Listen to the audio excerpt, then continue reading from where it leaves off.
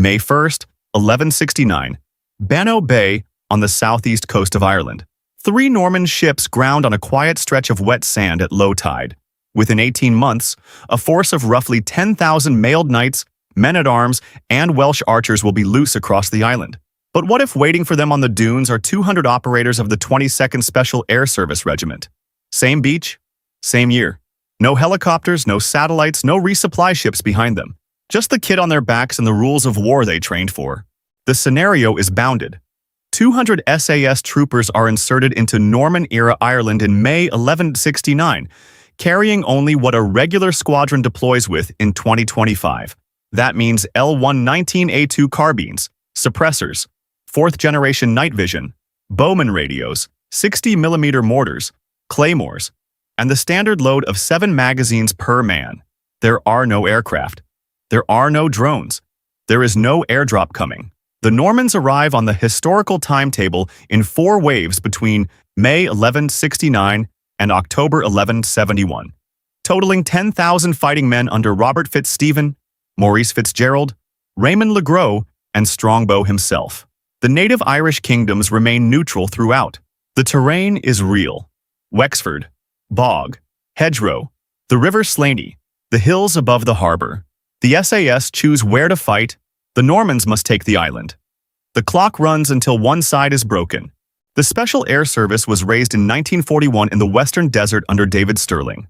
By 2025, it numbers around 400 badged operators in the regular regiment, drawn from a 6-month selection course that rejects roughly 9 in 10 applicants.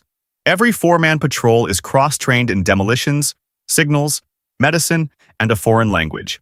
The standard rifle is the L119A2, a Colt Canada variant firing 5.56 NATO at 940 meters per second, effective beyond 500 meters. The patrol machine gun is the L7A2 GPMG, chambered in 7.62 NATO, firing 750 rounds per minute with a sustained range of 800 meters. The sniper rifle is the L115A3 in 338 Lapua Magnum, a round that has produced a confirmed kill at 2,175 meters in Helmand Province. Every operator carries a Glock 17 as a sidearm, 4 to 6 fragmentation grenades, and a personal roll radio. The patrol commander on this operation is a fictional major in the mold of the men who led Operation Nimrod at the Iranian embassy in May 1980 and Operation Barras in Sierra Leone in September 2000. Barras is the closer analog. 26 SAS troopers assaulted a fortified village held by around 300 West Side Boys militiamen and freed 6 hostages in 20 minutes against a numerical disadvantage of roughly 12 to 1. SAS doctrine in 2025 is not the frontal assault. It is the small team raid, the deep observation post, the ambush by night, the withdrawal before dawn. The standing assumption of every patrol commander is that he is always outnumbered, always out of friendly range, and always one mistake away from losing the patrol. The Norman invasion force of 1169 was the most efficient fighting machine in Western Europe. Its core was the mailed knight, a man in a knee-length hauberk weighing roughly 15 kilograms, riding a stallion bred for the charge, holding a couched ash lance at a closing speed near 40 kilometers per hour. Behind the knights came men-at-arms with kite shields and arming swords, then Welsh archers drawn from Gwent with elm and yew longbows pulling between 60 and 100 pounds, sending bodkin arrows through chainmail at 50 meters. The first wave under Robert Fitzstephen landed at Bannow on the 1st of May 1169, with 30 knights, 60 men-at-arms, and 300 archers. The consolidated invasion force in this scenario reaches 10,000 fighting men by the autumn of 1171, including Strongbow's 1,100 who beach at Passage East in August 1170. Norman doctrine rested on 3 pillars. The heavy cavalry charge broke unsupported infantry. The Maud and Bailey Castle locked down captured ground inside 15 days of digging. The chevauchée burned the local food supply until resistance starved through the winter. These men had taken England in a single afternoon at Senlac Hill in October 1066. They had carved a kingdom out of Sicily by 1130 and reached the walls of Constantinople by 1185. They were the most traveled, most experienced soldiers in Christendom. Their grandfathers had stood at Hastings, and their fathers had stormed Antioch. They expected Ireland to take a season. The first Norman keels ground at Bannow on the 1st of May 1169 at the bottom of the tide. 3 ships, Fitzstephen leads his men down the ramps onto wet sand. The dunes above the beach are empty, or appear to be. The first round is fired from a sniper hide built into the dune grass at 412 meters. A .338 Lapua passes through the chest of Hervey de Montmorency, Fitzstephen's second-in-command, and exits between his shoulder blades. He drops without a sound. The Normans do not understand what has happened. There is no arrow shaft, no bowstring, no figure visible on the ridgeline. A second round kills the standard-bearer where he stands. A third strikes the priest blessing the landing. The archers loose blindly at the dunes, and their arrows fall 50 meters short of any cover. Fitzstephen orders the men into a wedge and advances up the beach. A claymore detonates 12 meters in front of the lead rank. 700 steel ball bearings traveling at over 1,000 meters per second clear a corridor through the front of the formation. The mailed knights closest to the blast are not killed by penetration. They are killed by overpressure inside their closed helmets. By the time the second rank reforms, the hide on the dune is empty. The SAS patrol is a kilometer inland, moving through hedgerow toward a pre-planned rally point on the river Slaney. 43 Normans are dead on the wet sand within 90 seconds of the claymore. 26 are wounded badly enough to be left behind by their own retreat. Total contact time from the first shot to the last: 9 minutes. SAS casualties: 0. The patrol expends 14 rifle rounds, 1 claymore, and 3 .338 Lapua. Fitzstephen falls back to his ships at the tide line and waits for reinforcement from Wales. The wounded are loaded last and several die during the crossing. He has no concept of what just happened to him on the beach. The Norman chronicler, Gerald of Wales, who will arrive on the island 3 years later in this timeline, will record only that the landing was met by demons. The second wave, under Maurice Fitzgerald, arrives at Wexford Harbour on the 10th of August 1169, with 10 knights and 100 men-at-arms. By now, the surviving Normans have thrown up a wooden palisade on the dunes at Bannow. They believe they are watching for sorcerers. They are watching for the wrong thing. The SAS observation post above the camp has been logging shift changes for 6 weeks. The watch is weakest between 2 and 3 in the morning, when the sentries are tired and the moon has set. The night attack opens at 02:14 with the simultaneous firing of 3 60mm mortars from a tree line 1,200 meters south of the palisade. The first ranging round lands inside the camp and detonates against a stack of timber rations. An illumination round hangs above the camp for 30 seconds. Inside that window, 2 patrols cross the open ground in low crawl, lay breaching charges against the timber gate, and detonate. The gate disintegrates inward and the 2 sentries on it are killed by the blast wave alone. The L7A2 machine guns open from 2 flanking positions on the ridge at a converging angle of 60 degrees. A medieval shield wall presents a frontage, roughly 2 meters deep and 6 meters wide. A 7.62 NATO round penetrates a kite shield, a chainmail hauberk, a man, and the man behind him. The wall does not collapse so much as fall in rows. The Normans who survive the first 60 seconds break and run for the beach. The SAS do not pursue them onto open sand. They withdraw to a secondary observation post 3 kilometers inland before first light. The dawn count at the palisade is 184 Norman dead and another 52 wounded to March.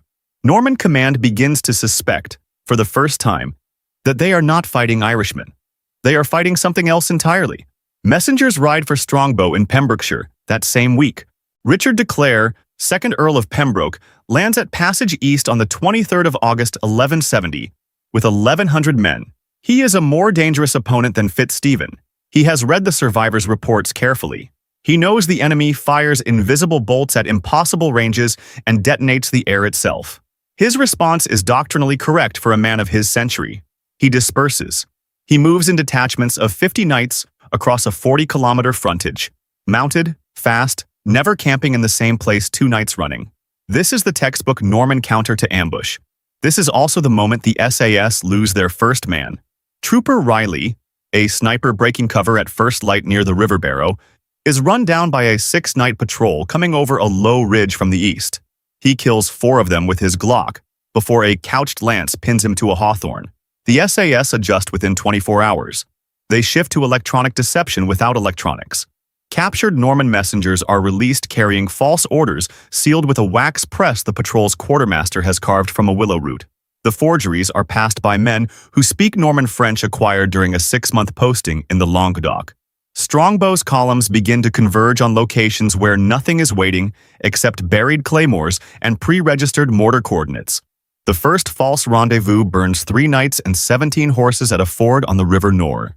The second wipes out a foraging column of 40 men on the road to Thomastown. On the 3rd of October 1170, in a bog south of New Ross, 400 Norman knights converge on what they believe is the main SAS encampment. They find a flag on a pole and 17 anti-personnel mines arranged in a star pattern. The lead rank triggers 4 mines in the first 8 seconds. The horses panic in the soft ground and trample the men behind them. 292 of them never leave the bog. Another 60 die of wounds in the following 10 days. Strongbow's effective combat strength has been halved without him ever seeing the men killing his army. He writes to Henry II in November 1170 requesting reinforcement and is refused. By October 1171, the Normans have been on the island for 2.5 years. They hold Wexford and Waterford in name. In practice, their garrisons do not leave the walls after sunset for any reason. The remaining force, roughly 4,200 fighting men, is concentrated inside the walls of Waterford for the winter. The SAS, now down to 184 men, calculate that the city cannot be taken by direct assault with what remains in the ammunition crates. They do not need to take it. The aqueduct feeding the Norman water supply is poisoned with botulinum cultured by the patrol's medic from a strain isolated in soil outside Kilkenny. The first symptoms appear in the garrison after 72 hours and are misread as winter fever. The grain stores are burnt with thermite charges placed by a 6-man infiltration team that enters the city disguised as Irish laborers hauling firewood through the western gate. The team is in and out in under 4 hours and loses no one. The siege engines under construction in the bailey are destroyed with shaped charges set against their pivot pins. 3 Norman granaries inside the walls are reduced to ash before the second night. The stables are next, and 300 war horses are lost to fire or to lameness on poisoned oats. By the 3rd week of December, the garrison is starving, sick, and unable to project force beyond the city gates. Strongbow rides out on the morning of the 22nd of December at the head of his last 400 mounted men. He intends to die in the open field, rather than in a bed. He gets within 900 meters of the SAS firing line on the ridge above the River Suir.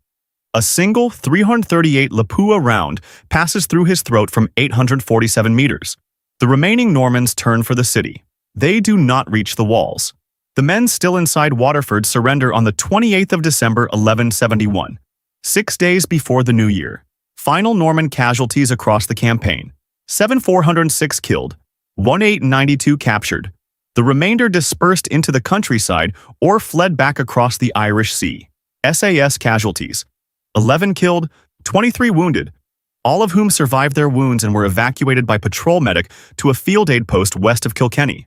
Total operational duration: 31 months and 27 days. The result was not decided by weapons alone. The Normans had faced unfamiliar fire before, in the broadest sense. They had met Greek fire at Antioch in 1098 and Saracen ballistae outside Jerusalem in 1099. 200 men with rifles, however accurate, do not in themselves break 10,000 mailed knights. The arithmetic does not work on paper. A trooper fires perhaps 800 rounds before he runs out, and not every round finds a target through hedgerow and rain. Each operator carries roughly 30 kilograms of equipment and cannot run forever. What broke the invasion was that the SAS refused to defend Ireland. They never tried to defend a single hectare of it. There was no line on a map. There were no walls to assault. There was nothing for the Norman charge to break against on a single occasion across 2.5 years. A heavy cavalry doctrine built around the destruction of a fixed enemy formation cannot function against an opponent who exists only at the moment of contact and is gone before the second rank can wheel its horses. The Normans were not defeated by the future. They were defeated by an opponent who had read their playbook 800 years later and chose, in every named engagement, not to be where they were expected to be. The campaign produced one consistent pattern across 31 months. In every named engagement, the Normans arrived in formation, expecting a battle in the medieval sense. In every named engagement, no such battle ever took place. There was a contact lasting under 10 minutes, followed by a Norman withdrawal and an SAS disappearance into hedgerow or bog. Across 2.5 years and 10,000 mailed men, the Normans never once forced a decisive engagement on ground of their own choosing. They never met the SAS at full strength. They never even confirmed how many were on the island. Norman estimates after the surrender at Waterford ranged from 500 fighters to 10,000 demons, depending on the survivor questioned. The lesson of the experiment is not that modern small arms defeat medieval armor. They do, but that was never in question on the day the first ship grounded at Bannow. The lesson is older than gunpowder. An army built to win one kind of battle cannot lose to a better army. It can only lose to an opponent who refuses, every single time, to fight that battle at all. The Normans did not lose Ireland. They were never allowed to begin.